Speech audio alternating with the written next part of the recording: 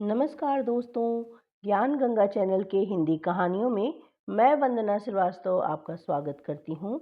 आज की मेरी कहानी है बिन माँ कैसे मनाऊं होली।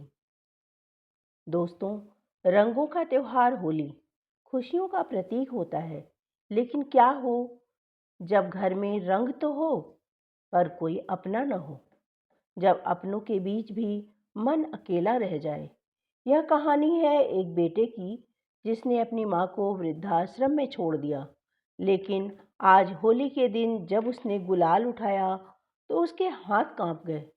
उसकी माँ इस घर में नहीं थी, पर उसके बिना क्या यह घर घर रह गया था?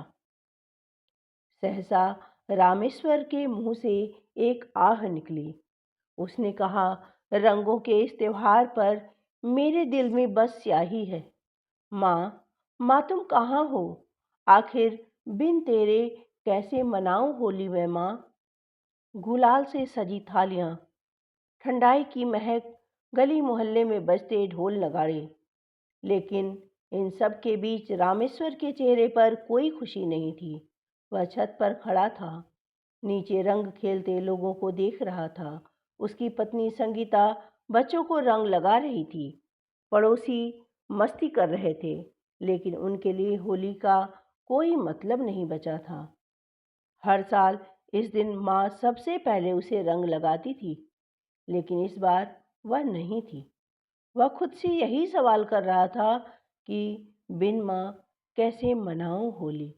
उसकी आंखें नम हो गई और जैसे ही वह अंदर जाने लगा, पड़ोसी शर्मा जी की आवाज आई, अरे रामेश्वर, तुम्हारी माँ कहाँ है?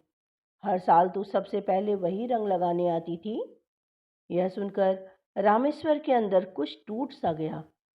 उसने बिना जवाब दिए दरवाजा बंद कर लिया। उसे सब याद आने लगा, वह दिन जब उसने अपनी माँ को घर से निकाल दिया था। सरस्वती देवी के लिए वह घर ही सब कुछ था।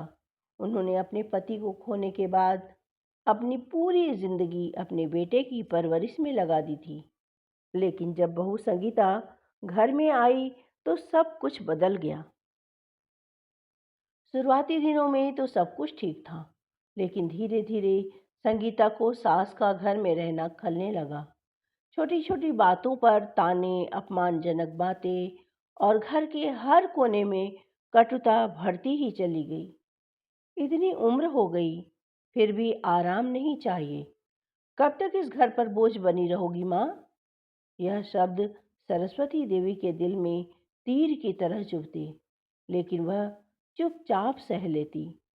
रामेश्वर यह सब देखता, लेकिन कुछ नहीं कर पाता। वह संगीता और बच्चों के सामने खुद को बेबस महसूस करता।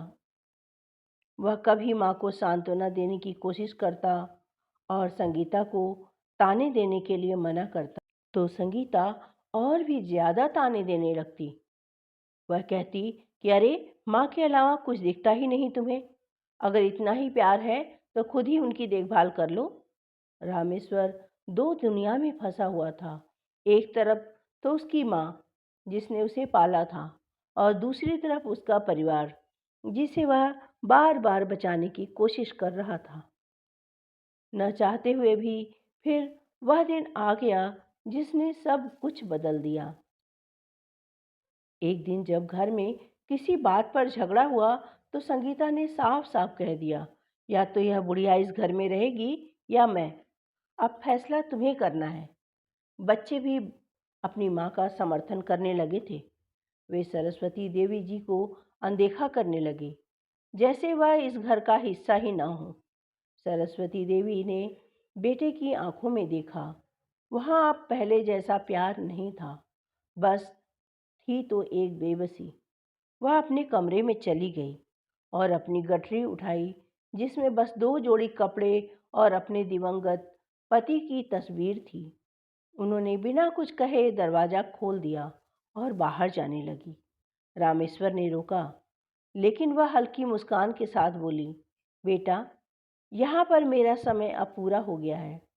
अब इस घर में मेरा कोई स्थान नहीं है। तुम सभी खुश रहो। रामेश्वर का दिल कांप गया। लेकिन उसने संगीता और बच्चों की ओर सवालिया नज़रों से ऐसे देखने लगा जैसे कि वह माँ को रोक लेने की याचना कर रहा हो। परंतु उसने देखा कि वे लोग गुस्से में भरे हुए थे। वह मजबूर था। उसने माँ को वृद्धाश्रम छोड़ने का फैसला कर लिया। सरस्वती देवी अपने बेटे की मजबूरी को अच्छी तरह से जानती थी, इसलिए बिना कुछ बोले पूरे रास्ते मौन रही। वृद्धाश्रम के दरवाजे पर पहुंचकर रामेश्वर ने माँ का सामान नीचे रखा। सरस्वती देवी ने एक बार फिर से अपने बेटे की ओर देखा। उनकी आंखों में कुछ सवाल थे, लेकिन वह मौन रही। रामेश्वर ने कांपते हुए हाथ से हाथ जोड़े और कहा, माँ, मुझे माफ़ कर दो। मैं मजबूर हूँ। मैं आपके लिए कुछ नहीं कर सका। सरस्वती देवी मुस्कुराई, लेकिन उनकी मुस्कान में दर्द था। उन्होंने कहा, बेटा, कोई माँ अपने बच्चों से नाराज नहीं होती। तुम लोग हमेशा खुश रहो। परंतु बस यही जानना था कि मेरी गलती क्या थी। रामेश्वर चुप रहा और अपनी नजरें नीचे झुका ली। फिर सरस्वती देवी अंदर चली गई। रामेश्वर वहीं खड़ा रहा, लेकिन बहुत देर हो चुकी थी। आज होली थी, जब पूरा शहर होली के रंगों में डूबा हुआ था। पूरा मोहल्ला रंगों से सराबोर था। बच्चे पिचकारी चला रहे थे, महिलाएं पकवान बना रही थी, पुरुष ठहाके लगा रहे थे, लेकिन रामेश्वर का मन कहीं खोया हुआ था। उसके अंदर एक अजीब सी बेचैनी थी। वह हर साल माँ को सबसे पहले रंग लगाता था, लेकिन आज माँ नहीं थी। उसने एक मुट्ठी गुलाल उठाया, लेकिन उसे रंग फीके से लगने लगे। उसने अपनी पत्नी और बच्चों को रंग खेलते देखा, लेकिन अंदर कहीं एक टीस थी जो बार बार उसे चुभ रही थी। तभी अचानक पड़ोसी शर्मा जी बोले, अरे रामेश्वर, आज तुम्हारी माँ कहाँ है? हर साल तो वह सबसे पहले मुझे रंग लगाने आती थी। रामेश्वर का दिल बैठ गया। इसने इधर उधर देखा, लेकिन माँ कहीं नहीं थी। रामेश्वर का गला सूख गया। वह क्या जवाब देता? उसने खुद को कमरे में बंद कर लिया। अचानक उसे ख्याल आया कि क्या माँ भी होली मना रही होंगी। रामेश्वर से अब और सहन नहीं हुआ। वह घर से बाहर निकला और गाड़ी उठाकर सीधे वृद्धाश्रम पहुंच गया।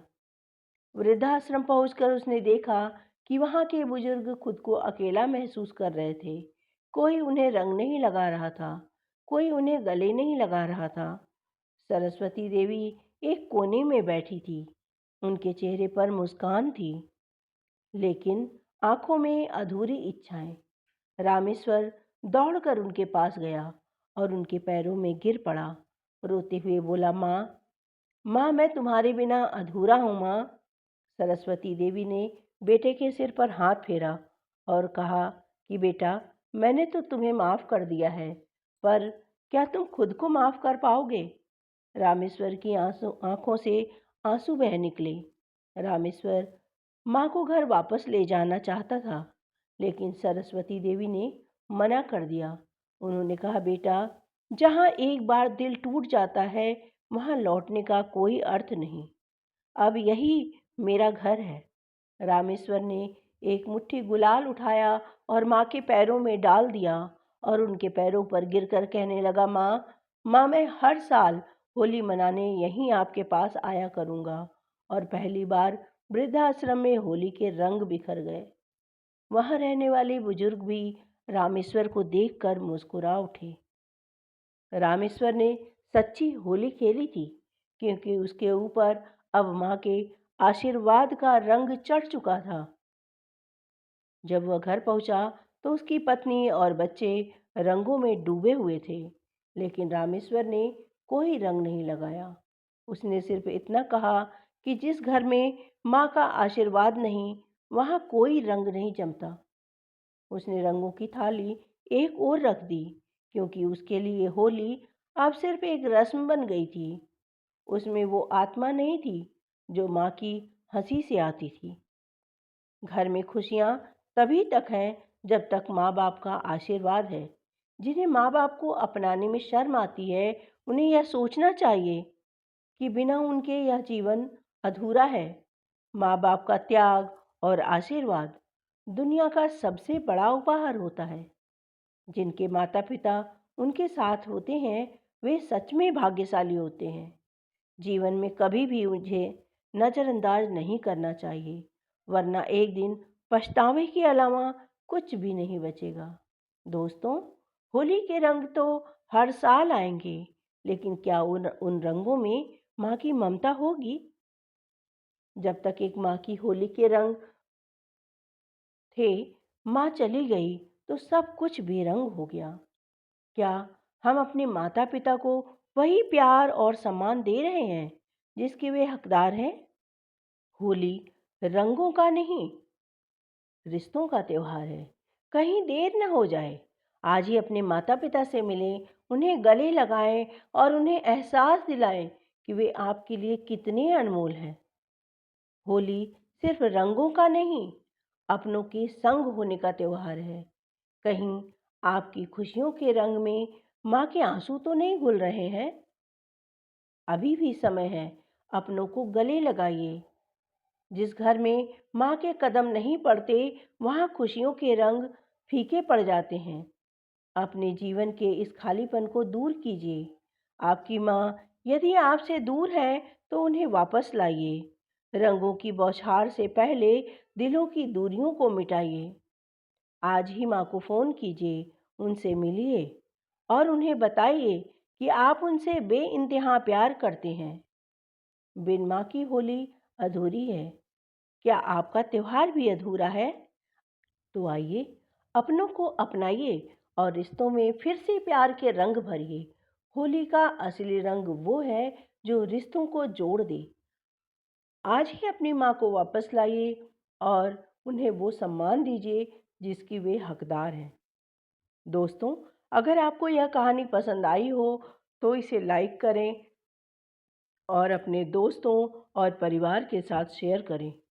हो सकता है कि आपका एक शेयर किसी की ज़िंदगी बदल कर रख दे। ऐसी ही और रोचक और दिल छू जाने वाली कहानियों को म- सुनने के लिए मेरे चैनल को सब्सक्राइब करें और बेल आइकन को अवश्य दबाएं।